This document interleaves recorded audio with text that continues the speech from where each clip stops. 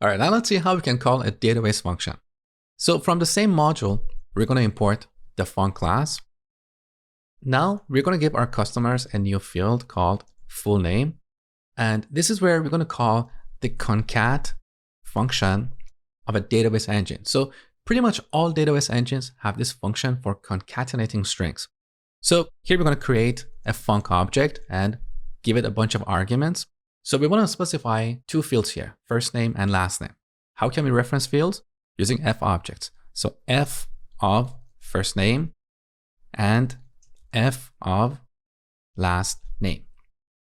Next, we need to give this a keyword argument that specifies the target function. So we set function to concat. Okay. Now, if we run our query, first name and last name are going to be concatenated, but we also need to add a space in between. So we cannot pass a white space here. We need to pass an expression object. So we need to wrap this inside a value object. Okay. Now let's run our query and see what we get. So refresh. And here's our query. Take a look. So in our query, we are selecting all these columns from the product table, but we also have a new computed column using the concat function of MySQL.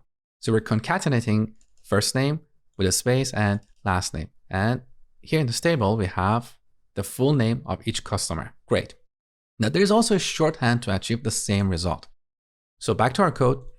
First, we're going to import the concat class from Django. So from django.db.models.functions, we're going to import the concat class. And then we're going to use that class instead of a func class. So let me duplicate this query so you can compare them side by side. In the second implementation, we are not going to create a func object. We're going to create a concat object.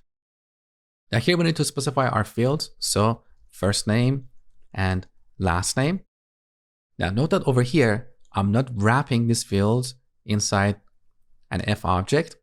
So that is the benefit of using the concat class. But to add a white space, we need to wrap it inside a value object because otherwise Django thinks this is a column in our table. So let's wrap this inside a value object. Good.